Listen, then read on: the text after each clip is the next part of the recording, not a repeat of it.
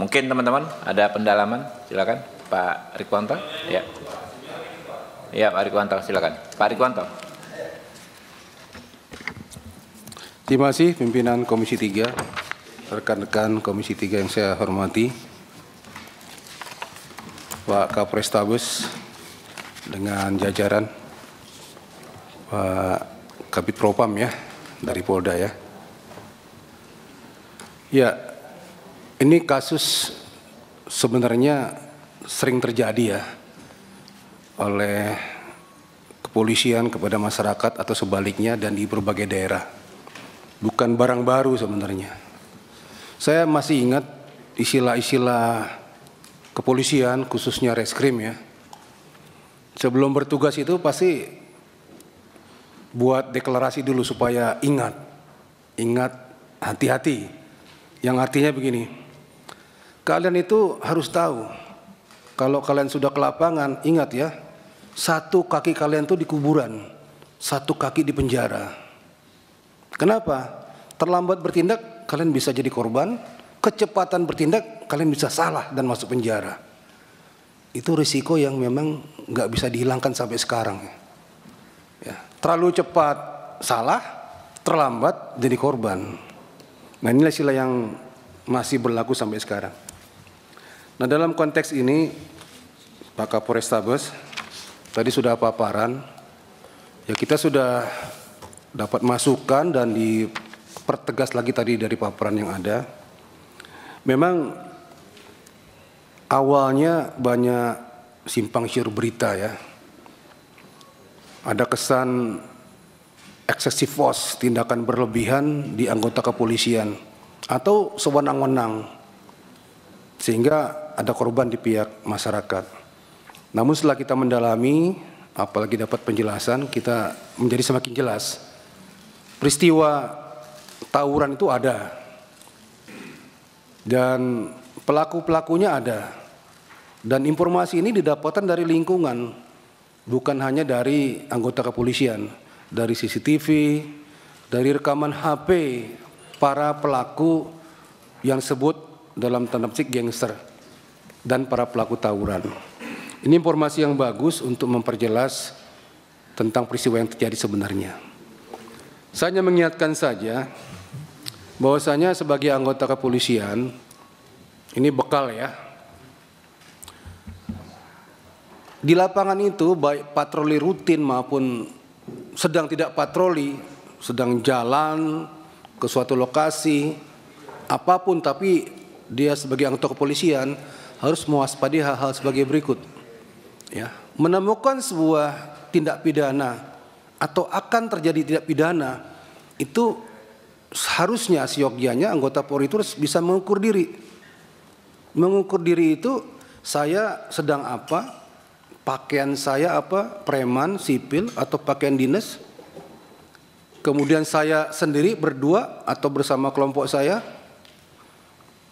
Yang saya hadapi ini kelasnya ringan, berat, atau penuh ancaman terhadap pribadi saya sendiri sebagai petugas, terhadap masyarakat, atau terhadap calon pelaku itu. Ini diukur betul. Setelah diukur baru tindakan apa yang saya akan lakukan. Jadi dimanapun, pangkat apapun, kalau melihat tindak pidana di depan matanya akan terjadi atau setelah terjadi, ukur diri. Ya, saya harus tindak segera langsung di tempat dengan kekuatan ada pada saya. Setelah diukur-ukur, atau saya harus melaporkan, minta bantuan, atau saya harus melaporkan, mohon petunjuk, harus diapakan. Ya, kalau enggak tadi, bisa jadi yang slogan pertama tadi, satu kaki di kuburan, satu kaki di penjara. Karena apa? Tidak tepat mengambil tindakan terhadap situasi kondisi yang terjadi di depan matanya. Nah, saya melihat fakta kejadiannya seperti itu. Jadi anggota kita, anggota Kapolres itu Abda R ya, itu dikategorikan excessive force, ya, berlebihan atau tidak tepat dalam mengambil tindakan.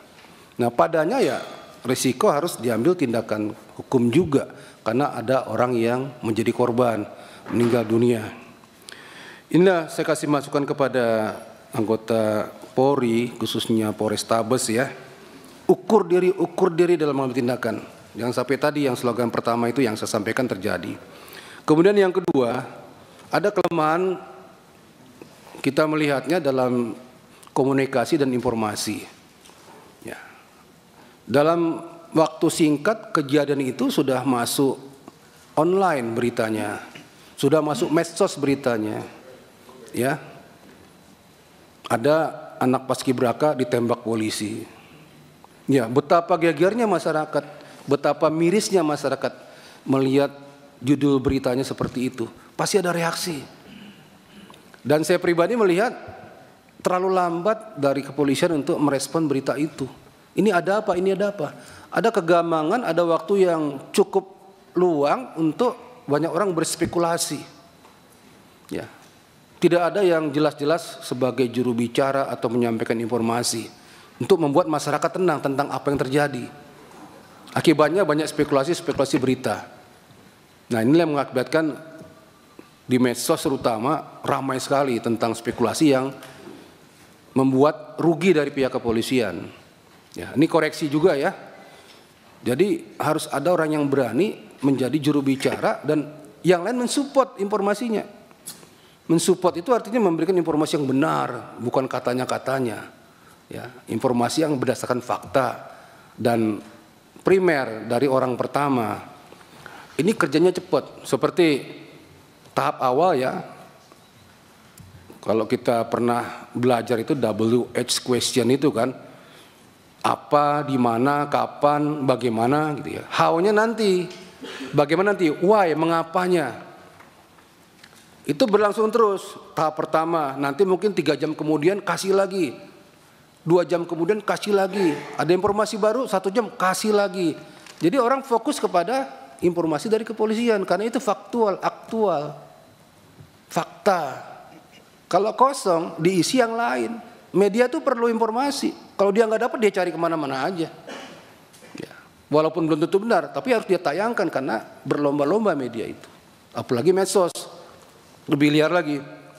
Jadi belajarnya 2 tadi, ya, ngukur diri dalam menghadapi situasi kondisi yang ada, ya, harus bagaimana tindakan apa bersama-sama atau sendiri atau melaporkan.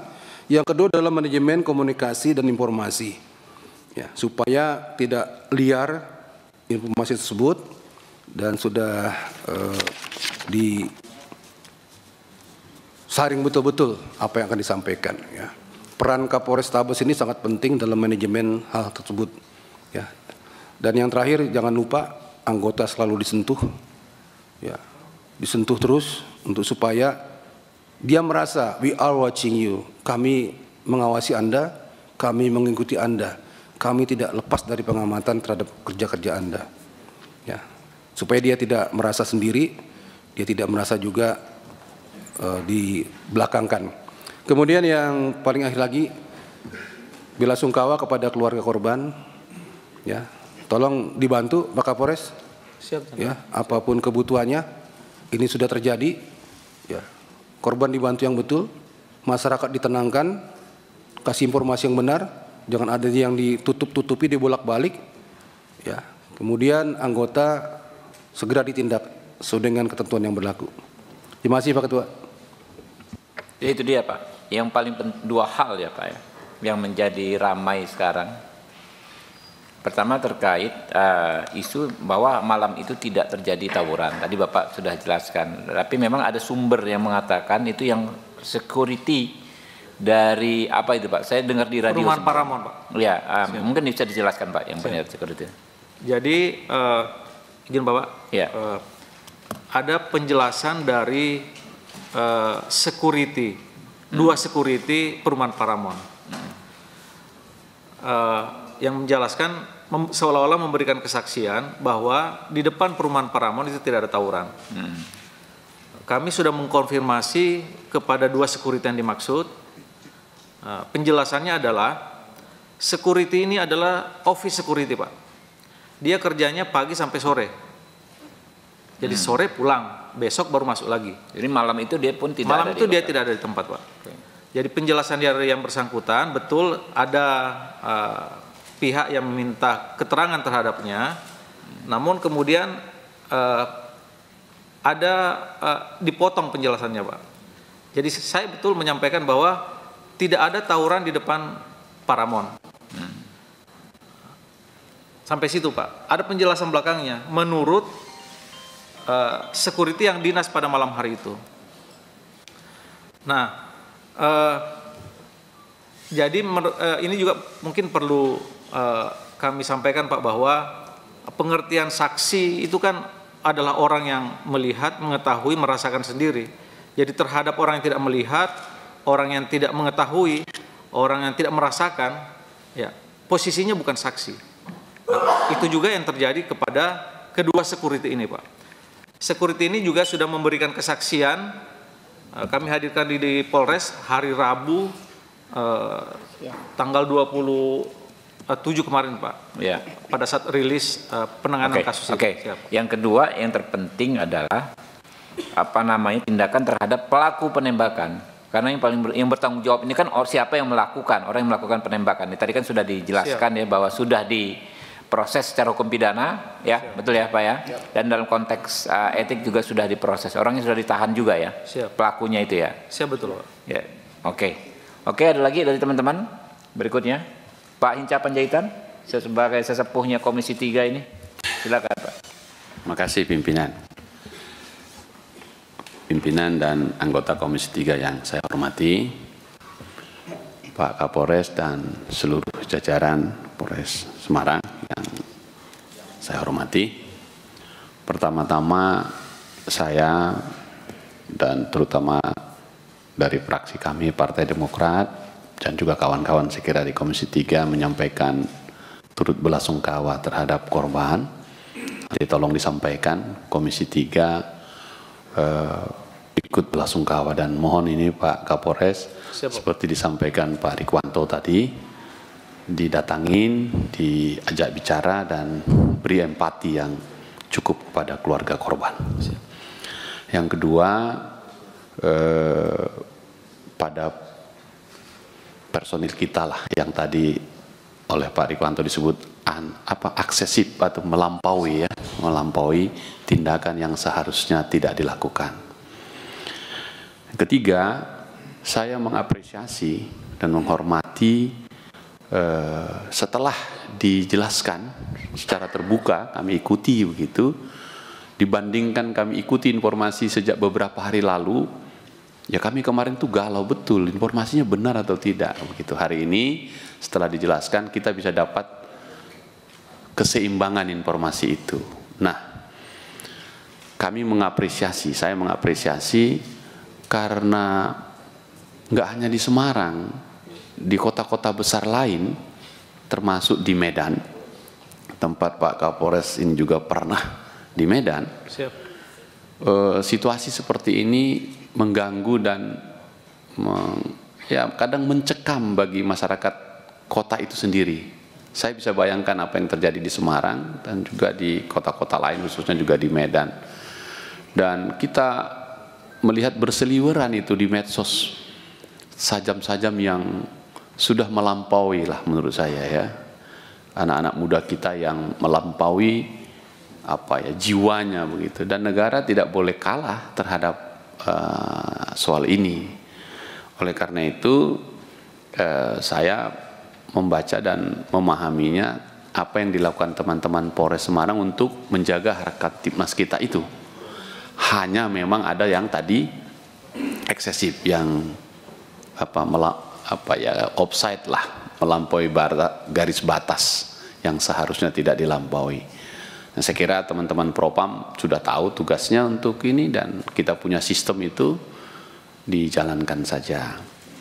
Terakhir, karena ini sudah di Komisi 3, seperti juga disampaikan pimpinan, saya harap teman-teman kembali ke Semarang, kemudian konferensi pers lah, jelaskan kepada masyarakat di sana secara terbuka, apa yang teman-teman jelaskan di sini. Mungkin belum semua bisa mengikuti apa kita pagi ini, rapat kita, tapi sekembalinya, jelaskan dan kemudian kami minta sekembali dari sini Pak Kapolres langsung mendatangi rumah atau keluarga korban untuk menyampaikan duka dan empati dari kita semua, karena kita kehilangan anak muda kita yang harusnya punya masa depan, tapi terpaksa harus kehilangan nyawanya dan kehilangan masa depannya. Sekaligus ini pelajaran bagi anak-anak muda yang bentuk-bentuk geng seperti ini, tawuran-tawuran seperti ini, untuk diambil hikmahnya agar tidak terjadi lagi kejadian yang serupa. Plus, kalau boleh saya izin pimpinan, pengalaman Semarang ini tolong disampaikan kepada Polda dan Kapolri agar menjadi pengalaman berharga untuk Polrestabes lain. Bahkan ada yang tidak Polres kota besar, Polres biasa pun tawuran ini juga ada. Ya, jadi supaya ini kita ambil pelajaran dan hikmahnya untuk kedepannya.